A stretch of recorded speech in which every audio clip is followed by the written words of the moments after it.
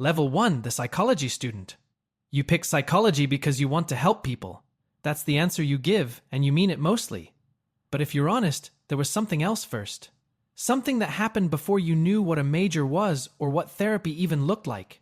You don't think about it much. It's easier to focus on the textbooks, the frameworks, the 3 highlighters you've somehow made load-bearing parts of your identity. You're 19. You've diagnosed your roommate, your ex, and your mother. You feel for the first time like you have a language for things that never had one. That feeling is real.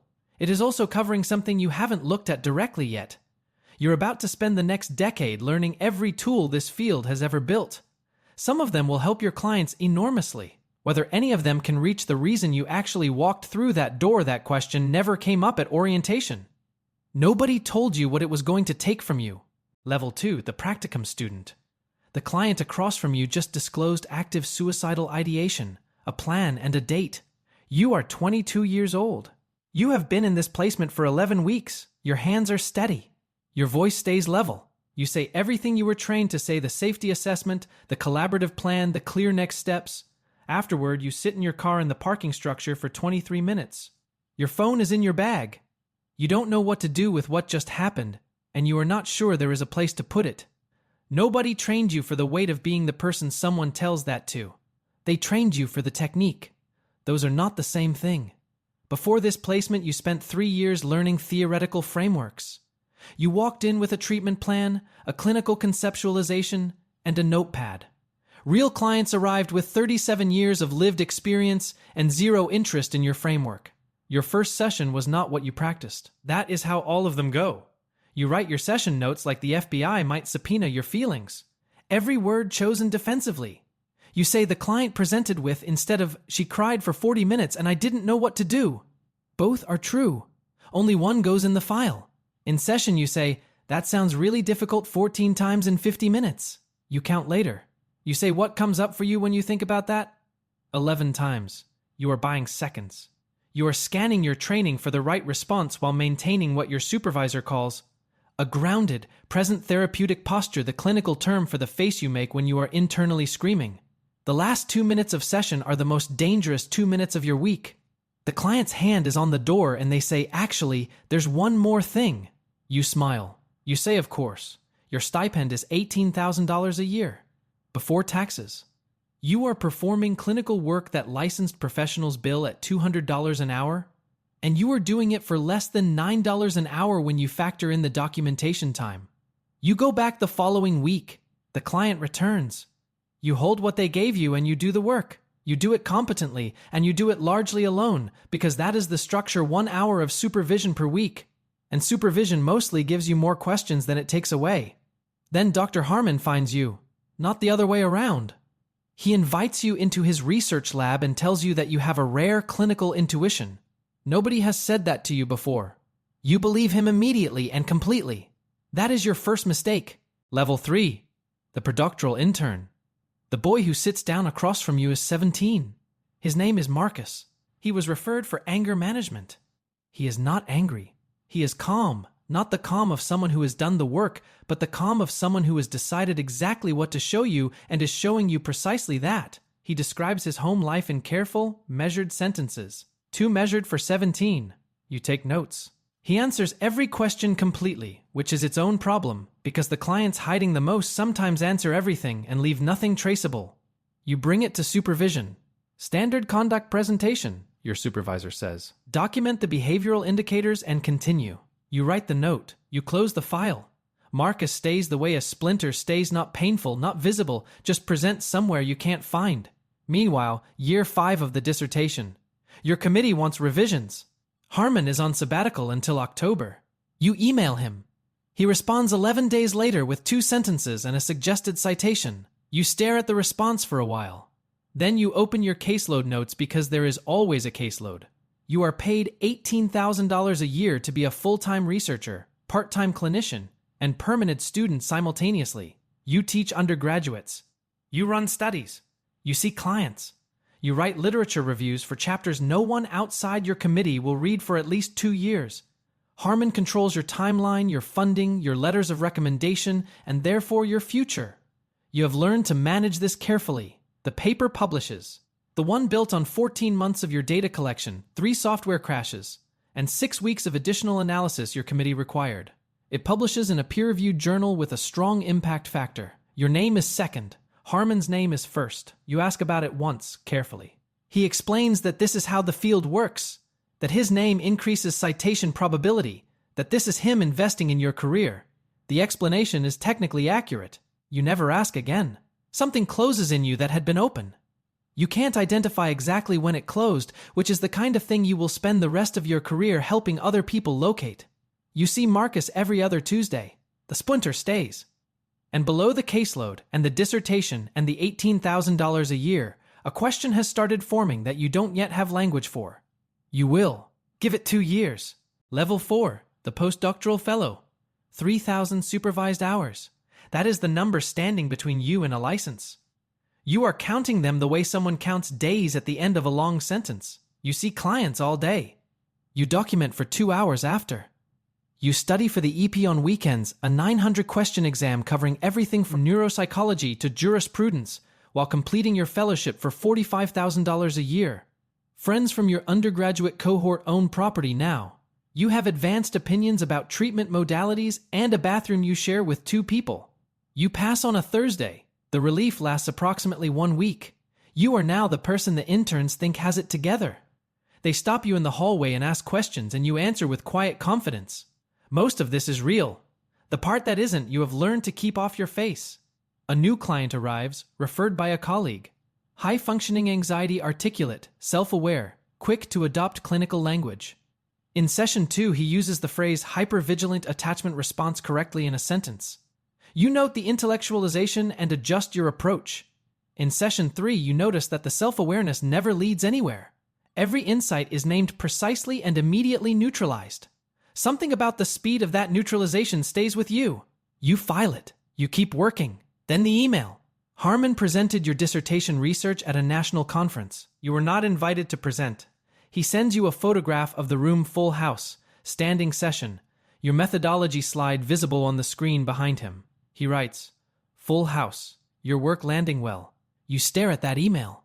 Not at the photograph, at the word your, the way he used it, as if he were doing you a favor by acknowledging the research was yours at all in a private message. To you, after presenting it as his work to 300 colleagues. You close the email. You open the new client's file. 2 things are wrong simultaneously. You can only see one of them clearly. You will see the second one in 4 months when he mentions, without particular emphasis, that he looked you up, found your address. Just curious, he says. Just interested in who you are outside the room. You set the boundary clearly and document it. He apologizes. He is, you will learn, very good at apologizing. Level 5, the licensed clinical psychologist.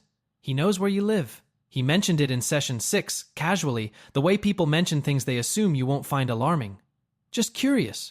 Just interested. You set the boundary. You documented it. He apologized. He is very good at apologizing.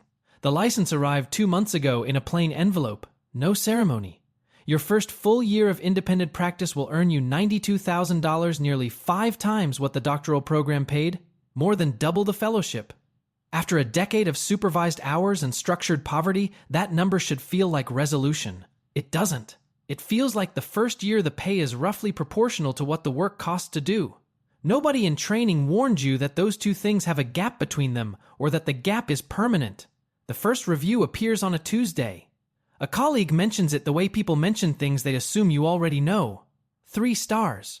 The language is careful. He describes you as technically skilled but emotionally unavailable in moments of real vulnerability. You cannot disprove it. That is the specific intelligence of it, written at exactly the angle where clinical restraint and personal coldness are indistinguishable. You know who wrote it. You cannot prove it. A second review. A third. Each slightly different. Each just negative enough to cost you. Just vague enough to cost him nothing. Your referrals drop by 30% in 6 weeks.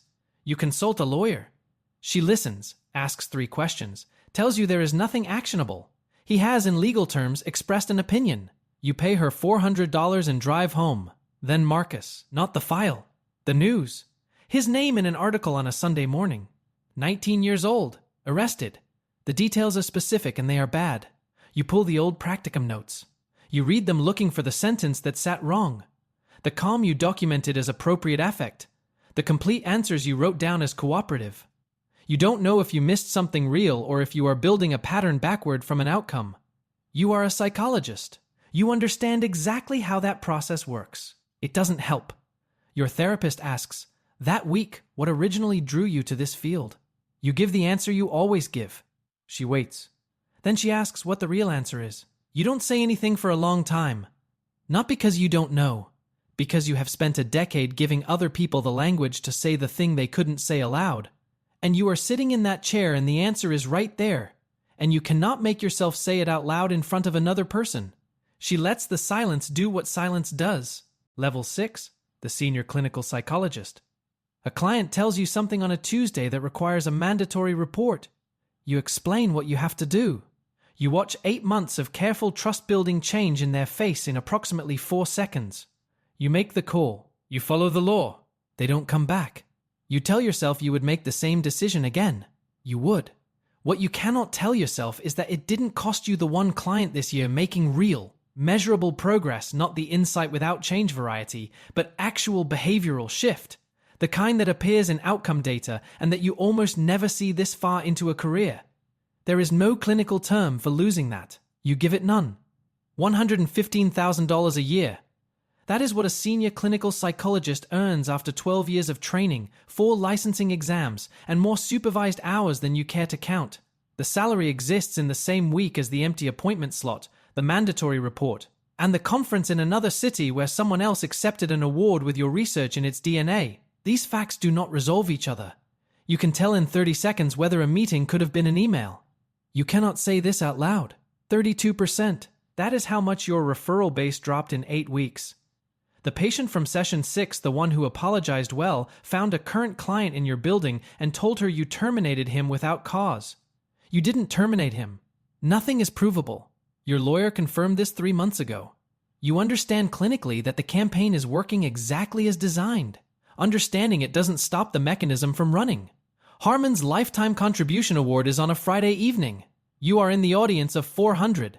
He walks to the podium and thanks his students collectively. He does not say your name. You applaud. You don't know why you do that. Not in the auditorium, not on the flight home, not 3 weeks later when his voice from 25 years ago surfaces at random rare clinical intuition, appearing in sessions in the car, at 2 in the morning. The same 2 in the morning you once spent texting someone about attachment theory with a highlighter in your hand, completely certain you understood people. Nothing escapes you anymore. That is the part that has started to feel less like skill and more like a condition you can't treat because you are too close to the material. Level 7, the lead psychologist.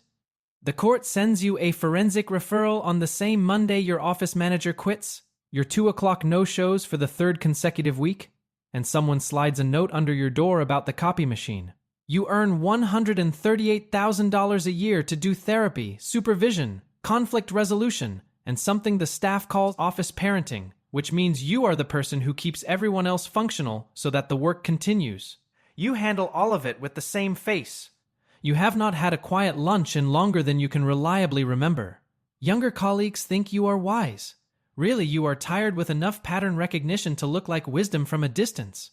The forensic evaluation takes 3 sessions to reach the part you won't forget. In the 3rd, the man across from you describes what he did. Not searching for language, not managing shame. He describes it the way someone describes a process they have refined precise sequence, deliberate detail, controlled pacing. He is watching your face but not for safety. You hold your expression level. You have held it level across 30 years of things that warranted a different response. He knows this about you. That is why he is watching. You submit the report. You testify. The jury is out less than a day. When the verdict is read, he looks at you from the defendant's table. Not with anger, not with contempt, with recognition. As if you were the only person in the room who actually understood what he described. As if understanding it were a kind of bond between you. You don't sleep well for a month. You don't tell anyone why. You are the lead psychologist. You are the infrastructure. Infrastructure is not permitted a month of not sleeping well. Then Harmon calls. He is ill. He wants to talk. You agree without knowing exactly why, the same reflex that made you say thank you at the reception. The same compliance that has no clean clinical name and that you have never successfully treated in yourself despite 30 years of trying. On the drive there, without intending to, you hear his voice from 25 years ago. Rare clinical intuition. The phrase sits in your chest the whole way. He is already inside when you arrive. He is early, which he never was when your research timeline was the thing waiting. He is smaller than you remembered. Level 8, the chief psychologist. Harmon says he is proud of you. He says you built something real. He means it, you can tell he means it, which is the strangest part, because meaning it and taking credit for your research and not saying your name at the podium are not, for him, contradictory positions. He holds all of it without apparent discomfort. You sit across from him in a coffee shop near the hospital where he had his procedure and you realize you have been waiting 25 years for this conversation to feel like resolution. It doesn't. You drive home. You are the chief psychologist of a health system with 62 clinical staff, 3 sites, and a salary of $205,000 a year, which is the most money you have ever earned and also the least time you have ever had to do the work you trained to do. You attend meetings about budgets, compliance, workforce wellness, and things that became yours through institutional logic no one has satisfactorily explained. You give speeches about clinician well-being. You send the follow-up emails at 11:48 at night. You know this. The younger staff come to you the way you once went to Harmon. You give them careful, specific advice grounded in 30 years of mistakes you made first. You don't tell them what it costs, not to deceive them, because you remember what it felt like to believe the work would be enough, and you don't have the heart to take that from them before the work does. So you send them in, the same way someone once sent you. You think about Marcus sometimes, not obsessively, just the way a case stays that never closed cleanly. You made the right notes. Your supervisor said standard presentation. You made peace with not knowing whether you missed something. That peace took 10 years to arrive. It is genuine. It is also not certainty. And you have learned that those two things can coexist, which is something you spent 30 years helping other people hold. The manipulative patient's reviews are still online. You stopped checking 2 years ago. You file for retirement on a Thursday afternoon between a budget meeting and a compliance review. The paperwork takes 11 minutes. No one marks the occasion. You have been the infrastructure for long enough that its continuation feels more natural than its end. You tell your assistant you're leaving at 5. You leave at 5. Level 9, retirement. You sleep now. That is the first disorienting change, that the caseload is gone from the edges of consciousness, that the low-grade vigilance you stopped noticing around year 12 has finally gone quiet. You laugh more. You do not want to assess anybody. Your family still asks for free therapy at dinner, which proves that retirement changes nothing they were already doing. You tell them you're off the clock. They don't believe you. You let it be. The mandatory report client never came back. You hope she found someone the careful kind who earns trust slowly and keeps it. You will never know. That particular not knowing is the cost of the correct decision, and you have made your peace with carrying it. You think about the forensic patient's face, the recognition when the verdict was read. You understand now what he recognized, not your expertise, but the specific stamp that 30 years of other people's worst material leaves on a person, a familiarity with damage that shows in the eyes if you know where to look. He knew where to look. Some people do. Somewhere in a first-year lecture hall, a student is taking introductory psychology for the first time. Something in the material is clicking in a way that nothing else has clicked. They are highlighting everything. They are texting someone that their behavior is explained by their attachment style. They want to help people. That is true. It is not the whole truth. They don't know the whole truth yet. Here is what it cost. 5 years of doctoral training before a license. 3,000 supervised hours after that. $18,000 a year during the program. $45,000 during the fellowship. $92,000 in the first year of practice, which was the first year the pay approached what the work actually cost. 32% of a referral base. To one person who was never a patient in any meaningful sense. 34 years of 50-minute sessions, each one a different person handing you the worst thing that ever happened to them and watching your face to see if you could hold it. One research paper that published under someone else's name. One client who made real progress and stopped coming after you did the right thing. One case file you have reread 4 times since a Sunday morning news article and still cannot fully close. One question your therapist asked that you never answered out loud. They'll find out. Everyone does. If this one stayed with you, like and drop a comment where you're watching from. Subscribe for more.